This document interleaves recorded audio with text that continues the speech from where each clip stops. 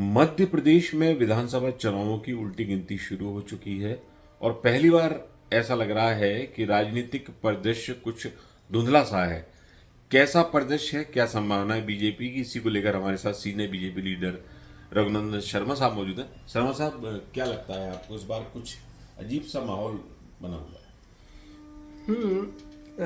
ऐसा लगता जरूर है कि वातावरण धुंधला है, स्पष्ट दिखाई नहीं दे रहा है, लेकिन ऐसा नहीं है।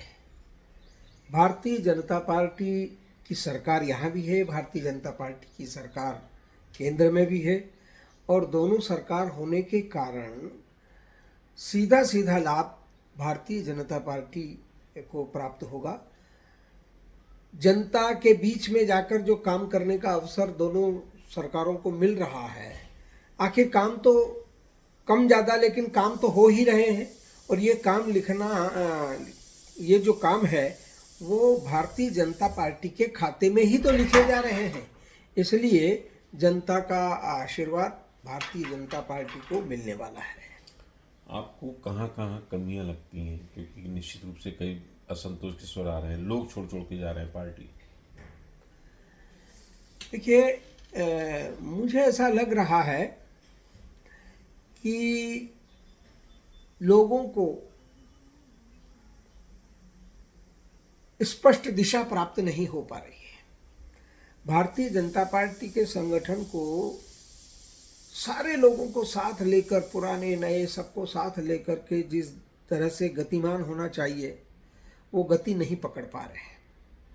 और संगठन यदि गति नहीं पकड़ता है तो कार्यकर्ता निराश होते हैं।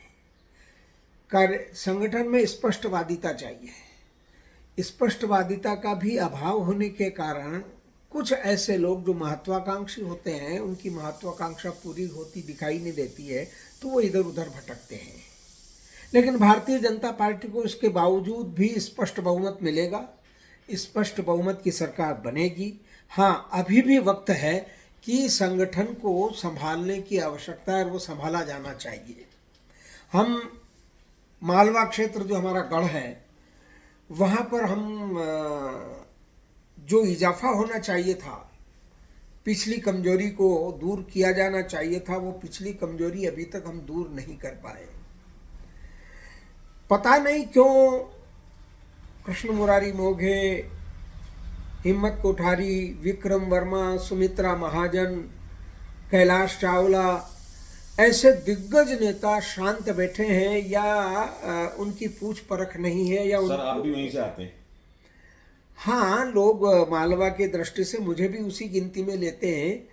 तो ये मुझे समझ में नहीं आ रहा है कि कोई ऐसा व्यक्ति नहीं है प्रदेश लेवल पर और केंद्र लेवल पर के इन सब कार्यकर्ताओं को काम में लगाएं, इनका विश्वास प्राप्त करें, क्योंकि आखिर ये प्रभावशाली तो हैं। जनता में भी इनका प्रभाव है और कार्यकर्ता भी, जो नई पीढ़ी के कार्यकर्ता है, इन सब के प्रति असीम श्रद्धा रखते हैं।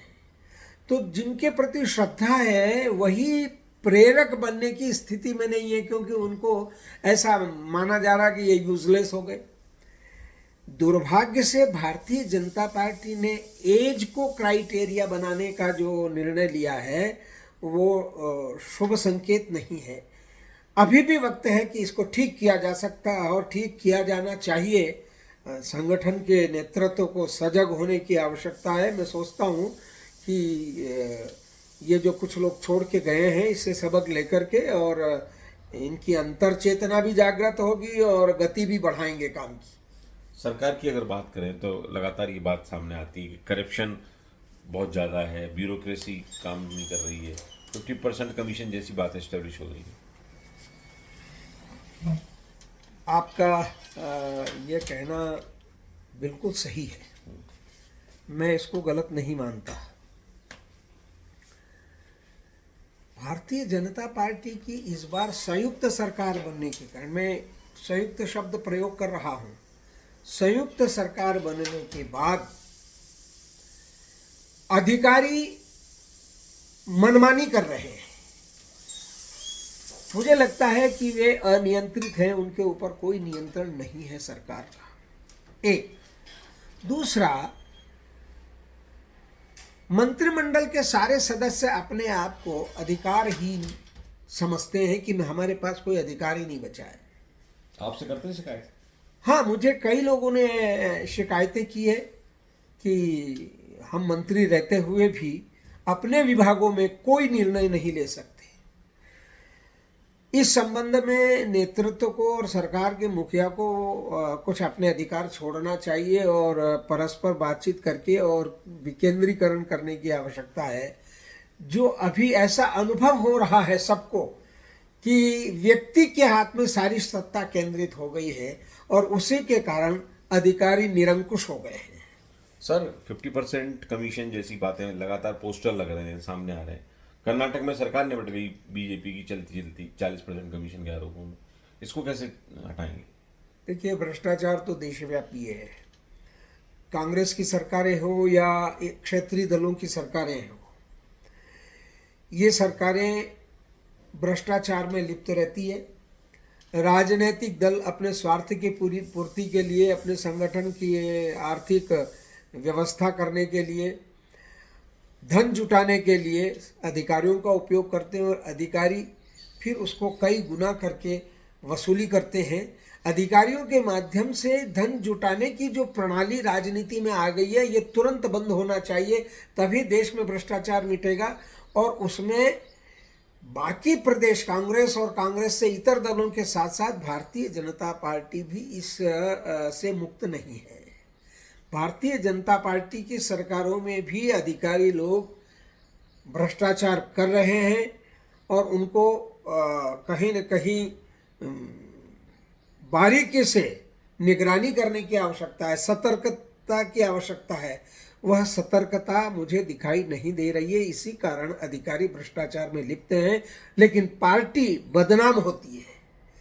करते वो हैं और भुगतती पार्टी है, करते वो हैं और बदनाम पार्टी होती है। इसको समझने की आवश्यकता है। मैं सोचता हूँ कि शायद बुद्धिमान लोग सरकार में बैठे हैं, वो इन सब बातों को देखेंगे, विश्वास करता हूँ। साइकिल पर घूम घूम कर प्रचार करके पार्टी को खड़ा करने वाले रघुनंदन शर्मा जैसे लोग आज उम्र के इस उत्तरार्ध में आकर जो स्थिति देख रहे हैं, कितने व्यथित और कितने चिंतित होते हैं।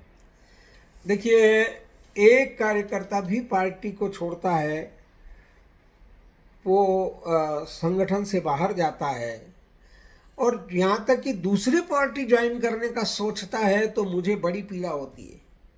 कई बार मैं रात को नींद नहीं ले पाता इसके कारण से। यद्यपि मेरा कोई व्यक्तिगत नुकसान नहीं है, व्यक्तिगत क्षति नहीं है, लेकिन एक कार्यकर्ता भी जाता है तो मुझे ऐसा लगता है कि मेरा सब कुछ लूट गया। आखिर क्यों जा रहा है? पार्टी छोड़ने का कारण क्या है? ये देखिए, पार्टी की एक विचारधारा होती है। उस विचारधारा में रमे बसे कार्यकर्ता, पचे हुए कार्यकर्ता जब पार्टी छोड़ते हैं, तो क्योंकि ये विचारधारा जो है ना, ये राजनीतिक धर्म है व्यक्ति का। जिस प्रकार से आध्यात्मिक और सांस्कृतिक धर्म होता है, पूजा पाठ से लेकर के अपने धार्मिक कार्यक्रमों के निर्वहन का एक समुच्चय होता है, जिसे मजहब, रिलीजन या धर्म कहते हैं, उसी प्रकार से राजनीतिक विचारधारा भी व्यक्ति का धर्म है। और यदि वो परित्याग करता है तो उसका धर्मांतरण हुआ है। तो अपना धर्म छोड़ करके जाने का दुस्साहस लोग कर रहे हैं, तो कहीं न कहीं हम में कोई कमी है, खामी है। इसको तुरंत दूर करने की आवश्यकता है। ये पीड़ादायी मामला है। लेकिन कहीं ना कहीं दोषी तो आप लोग भी इसके लिए हो, क्योंकि 72 बोगी की बीजेपी, उसमें आपने सिंधिया के लोग भी चढ़ा लिए और भी लोग जो आते जा रहे हैं उनको आप लेते जा रहे हो। पुराने लोग आते तो होते ही। देखिए, मुझे इसमें ऐसा लगता है कि जो आ गए हैं, आखिर भारतीय जनता पार्टी का कुनबा तो बढ़ता ही है। लोग आने वाले भारतीय जनता पार्टी की विचारधारा से आकर्षित होकर के आते हैं। बहुत कम ऐसे लोग हैं जो स्वार्थ या सत्ता के लोभ या लालच में आ जाते हैं। हम प्रलोभन तो देते नहीं।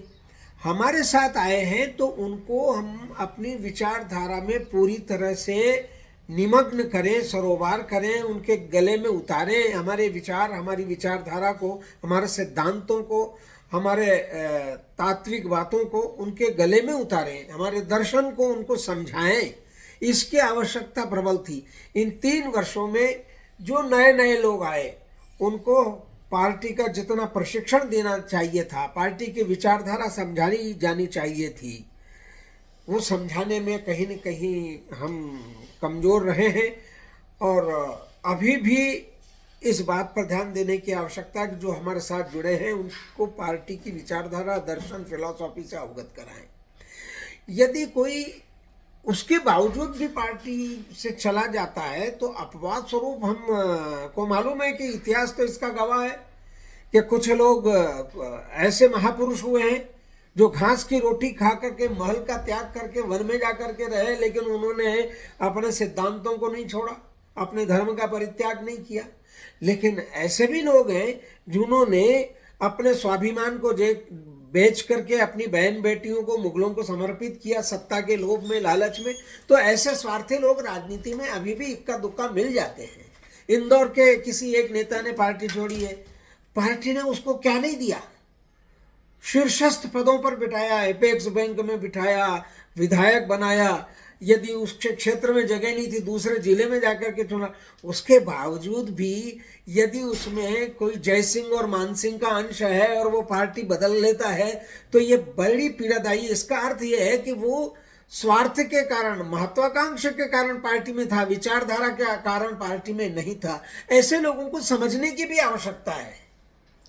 बिल्कुल, एक परिवार के मुखिया की, बड़े व्यक्ति की यही कामना रहती है, कुनबा बरकरार रहे, खानदान की इज्जत बनी रहे।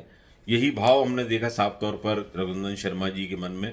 पीड़ा जरूर है, कसक जरूर है, लेकिन विश्वास है कि बीजेपी एक बार फिर सरकार बनाएगी। नसीहतें उन्होंने दी हैं संगठन को भी, सरकार को भी, कि अगर इन पर अमल करे तो कोई भी ऐसी बात नहीं जो एक बार फिर बीजेपी को सत्ता में वापसी से लौटने से रोक सके। एमपी ब्रेकिंग न्यूज के लिए भोपाल से वीरेन शर्मा।